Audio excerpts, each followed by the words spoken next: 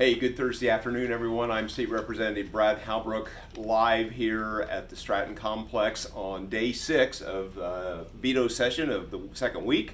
We just want to kind of give you a real quick update. We got 3 or 4 issues that we want to talk about. Just kind of give a brief session update of what happened. Gentlemen, last night, well, let me first introduce Leader Freeze, Leader McLaughlin, Leader Chairman Miller, and Leader Niemerg. I think I got it that time, gentlemen. So with that, last night we saw the Energy Omnibus Bill, a 1,000-page bill, just a massive, well, I'll just say it's just going to be a massive rate increase, and then we'll just kind of throw it open for discussion. A 1,000-page bill, it went out of the House last night, strictly on party line 70-37. It's now headed to the Senate for them to take up probably this afternoon. So with that, left to right, how do we want to do this? I'll just throw it open. Anybody want to discuss the energy stuff? Freeze? So it's all about battery storage, and unfortunately, the reason everybody's rates went up this summer is because it's a supply and demand issue. We are taking supply off the grid. We're not replacing it. This bill was all about battery storage, and batteries do not put power on the grid. They actually take power off the grid because you got to charge them. And then when it does go back onto the grid, you do not get 100% out of it what you put in it. So again, it's going to amount to a rate increase. Okay. Leader McLaughlin. Yeah, I said on the floor, please stop helping utility ratepayers. Every time the Democrats help, it hurts, and it hurts in higher rates. If their policies worked, why haven't they for the last 20 years? Madigan just went to prison because he was involved in shenanigans with a power company executive. That doesn't tell you everything you need to know. Please stop helping your well-intentioned, bad, expensive ideas no one can afford. Right, and gentlemen, this is the third massive bill in 10 years, starting with FEJA, then CEJA in 2021, and now this SURGA bill, I call it. It just keeps driving the costs up for all of us. Gentlemen, I'll go to Adam and then maybe close with Chris on this subject. Yeah, folks, it's really a situation where you have the Green New scam is continually perpetuated here in the state of Illinois, and rather than put ratepayers first and Illinois citizens, working class families that are trying to make ends meet, they're putting a woke green agenda over middle class citizens just trying to pay their power bills. So that's really what it comes down to. It's a political ideology, and it's being proposed and passed here in the state of Illinois, and we're paying the price. Yeah. Chris, closing comments on energy.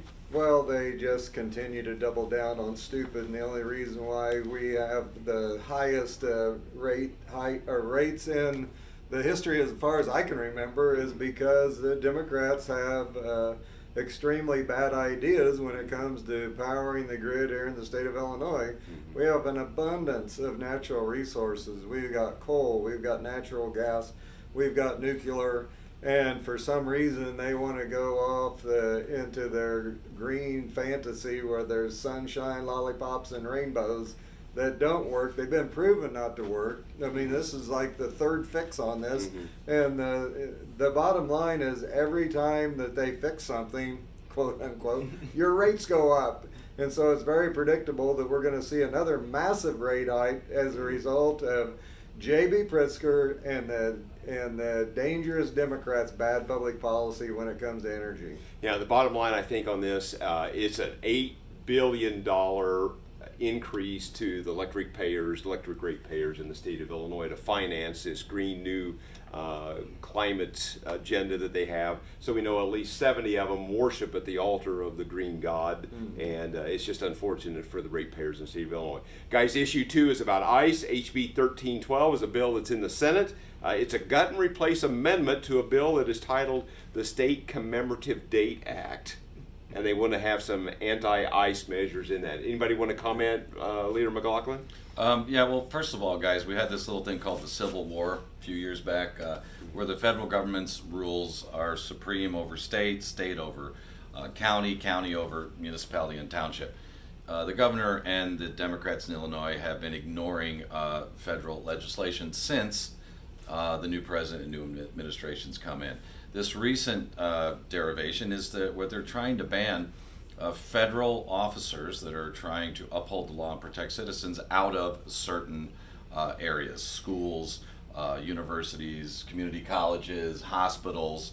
The reality is it's a violation of federal law. I've only been here, I think, 5 years, and it may be 10 or 15 times that the governor and the Democrats have violated federal law and it's been found unconstitutional, this will be exactly the same. And all it does is it confuses citizens, and it puts our citizens in jeopardy for these people that shouldn't be here in the first place. You guys had an earlier press conference this week of a tragedy to a family because of illegals that shouldn't be here. We have had so many instances of this. We need to make sure that our federal agents are able to do their job, and the state and the governor and Mayor Johnson, if they are going to violate law, put them in handcuffs and get them out of the way for those that will stand up for the people of Illinois, Democrat, Independent, or Republican. Safety is not a political issue. Leader Freeze or Yeah. Adam? Yeah, Leader it, Freeze. what we're really dealing with is a massive Democrat voter registration drive. And the Democrats need the undocumented, the illegal aliens here also for the census during redistricting, because they would lose House seats and in the House and in the Senate if they were not unable to count illegal immigrants here in the state of Illinois.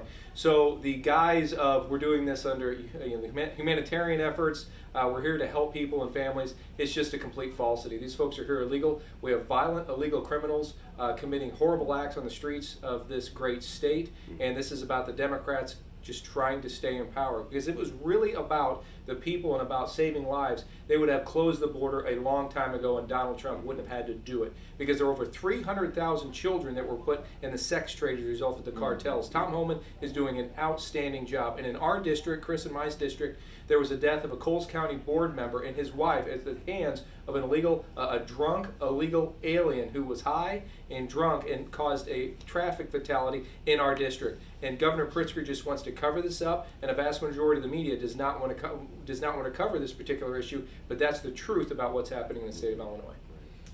I think it's important that everybody realizes that J.B. Pritzker doesn't care about you. He doesn't care about your children. He doesn't care about your family. He doesn't care about your job. He doesn't care about your electric bill. He flat doesn't care about any of the things that you care about. And it's important to watch what J.B. Pritzker does and don't listen to what he says, because he gets on the microphone and it sounds so sanctimonious and so loving and caring, but he's absolutely destroying the state of Illinois because of his bad public policies. And just, I know that in Politico this morning, he had written a letter to President Trump asking him to suspend the ICE investigations in the city of Chicago, so all the illegals could enjoy the Halloween holiday. You can't make it up. It's just beyond comprehension to me how little he cares about the everyday working families here in our state. Exactly. Yeah. Leader Freeze, closing comments. So I've seen interviews with Governor Pritzker and the other Democrats, and they talk about how ICE and the Border Patrol are enforcing our federal law. And the way they describe this is that these individuals roll up and they just start tear gassing people that are walking along the sidewalk or on a swing set, and it's absolutely insane the way they describe this. Everybody's seen the videos, and they're getting pummeled with rocks and other material. Yeah, there's no reason. There's obviously an understanding why they tear gas, because these guys are not peaceful protesters as the governor and everybody makes them out to be. They're violent thugs is what they are. Right. Gentlemen, as we move on to issue 3, it's about transit. It's about the Chicago Transportation Authority, the RTA. This is a bill that made it out of the Senate at the closing hours in May, but didn't get into the House. It probably is going to have about as many versions as the energy bill had. SB 2111. We've got some stuff here on the board about it. Appears to be somewhat on life support. But gentlemen, I think there's an issue in here that the governor does care about. Chairman, you said the governor doesn't care about all of us. This is an issue that he does care about. It was going to put a tax of 4.95% on billionaires' unrealized gain. Leader McLaughlin, you're a finance guy. What's that about? Yeah, that's tough to do. I've got holdings. We all have holdings. There's 60% of Americans that have stocks in their 401ks. Could you imagine being taxed on something that you haven't sold and has a gain? Yeah. I mean, it is financially impossible, and it is such an idealistic fallacy that you can go after even billionaires. And we have 127,000 people worth $1 million or more in the state of Illinois. If you were to take all of their wealth, we could probably run the government for about 9 to 10 months. So the idea that billionaires are going to save the state, small businesses, everyday mom and pops that are going to grow businesses, employ people, that's how we return Illinois back to prosperity. Not playing this envy game of wealth and non-wealth. Right. It's a Marxist ideology. All it does is cause division, and it's not healthy for anyone, whether it's Illinois or the federal government. Yeah, the government's got to get out of the way though Absolutely. for us to do that. Though. Well, That's the problem. Leader McLaughlin, are they going to give you your money back when you take losses on Well, of those course, unrealized gains? only $3,000 a year. Only $3,000 a year. So, yeah, again, the government's there when you make it. As what do you say, Leader Miller? What is Reagan's Well, favorite thing? if it moves, they tax it. If it keeps moving, they regulate it, and if it stops moving, they subsidize There it. you And go. what's really scary about this starts out as a billionaire's tax to try to pass muster with the working class people in the state of Illinois. Right. That's just the beginning. They will tax unrealized gains on working class people course. trying to get by. This will be something they will look at in the Right. future. Absolutely. Right. Once the camel gets its nose under the tent, Katie bar the door. Yeah. Sorry for all those analogies. Leader Freese, any thoughts from your perspective on this transit bill? What you're seeing going on in Well, what we understand is that they're going to sweep funds from the road fund.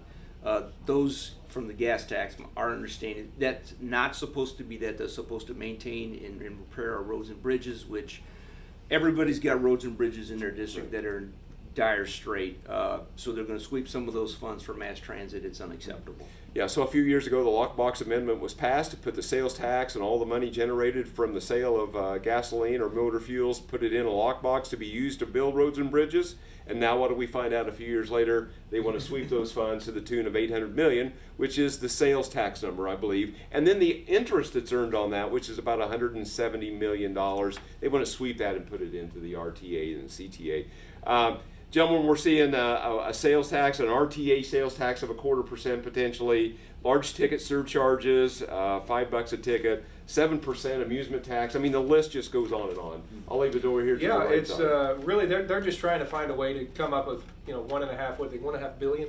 Yeah. I think is what they're trying to do, and it's looking like they're going to sweep it from the gas tax and then also raise rates on tolls in and around Chicago. So that's another reason they're going to do that. But really, they took a sledgehammer to that lockbox whenever they need money. So it just goes back to square one. Don't trust the Democrats, and they're always going to tax you. Yeah, this is a perfect example, Leader Chairman, and I know this is near and dear to your heart. This is a bad deal when Republicans make deals with Democrats. What happens? Absolutely.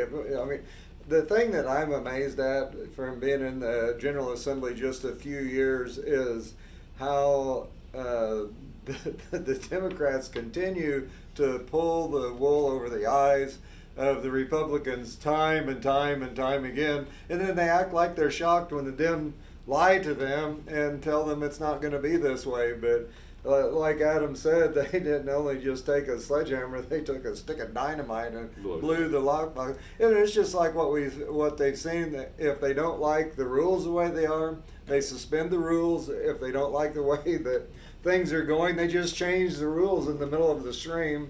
And so. One thing that we know is they don't play by the rules, so you don't dance with the devils. You don't cut deals with these dangerous Democrats because they're destroying the state, and it's all predictable. I have to be convinced to vote for a Democrat bill, especially a 1,000-page bill. Right. I mean, what could possibly go wrong? Right, exactly. Gentlemen, last issue of the day is assisted suicide. My understanding of this bill is hung up in the Senate. I don't know do we have an update on that? Anybody have any insight about what's going on? Has it died in the Senate? Well, so just corresponded with Not without help. Yeah. Not without assistance. Okay. So it hasn't come up yet, according to Leader Chesney. So we'll have to wait and see what happens. But they love death, so I wouldn't be surprised if it gets through. It's an issue that they're passionate about. Near and dear to their heart. Right. You know, and my concern is with that bill, it'll raise its head again if it's not now in this fall. I mean, when did we stop becoming advocates for life on the way into this world, while we're here, and on the way out? And somebody said on the floor today, if they could tax hospice, they would, before it's too late. Before it's too late. So, With that, let's close out. Let's go a lightning round real quick. Leader McLaughlin, and we'll just come this way if we have a closing comment about the week in veto session or not. Just simple civics lesson, guys, when you go out to the grocery stores this weekend, 2 million Illinoisans will not have their SNAP benefit cards, which is their food stamps, because the federal government and 5 Democrats have shut the government down. Be concerned about that. Again, 2 million Illinois families and citizens will not be receiving SNAP benefits. We could argue all day about whether and who should, but just be aware until the federal government gets this figured out. Grocery stores, a week from now, I can't even imagine what that's going to look like. So SNAP benefit removal, not a good thing for the public safety of people who need to be fed in the state of Illinois. Just real quick, hang on to your wallets because we're not done here in Springfield yet. Sorry to say. Chairman Miller? Well, I think that one of the things that I've noticed is there seems to be an ongoing pattern of illegals getting drunk and killing Illinois citizens. So when you're out driving around this weekend, make sure that you pay attention to your surroundings and drive defensively, because you never know when that set of headlights is going to be coming towards you. And and one thing that I want you to know is that Marty McLaughlin and the rest of the Freedom Caucus members that are here are here to advocate for you. Only a dead fish goes with the flow, and we aren't the type of people that are going to go with the flow, but we're going to let our voices be heard. We're going to stand up for the voiceless people there in the state of Illinois and keep advocating for you on all these different issues that we touched upon today: energy, ICE, and transit, and assisted suicide. We know that these are kitchen table issues you care about, and so we're going to bring awareness of truth, logic, and common sense as we address these issues. Leader Nieberg. Yeah, folks, thanks for tuning in with us here this afternoon for a Veto Session update. Just keep watching, keep tuning in, keep praying for this state, and we'll keep you informed. Yeah. And with that, thank you for tuning in. And as always, we appreciate that you would like, share, comment, and subscribe to our channels to help get the word out about what's really going on as we try to keep the campfire of truth, logic, and common sense burning, and conservatism. And the American way. And the American way, truth, and all of that. So with that, thank you all.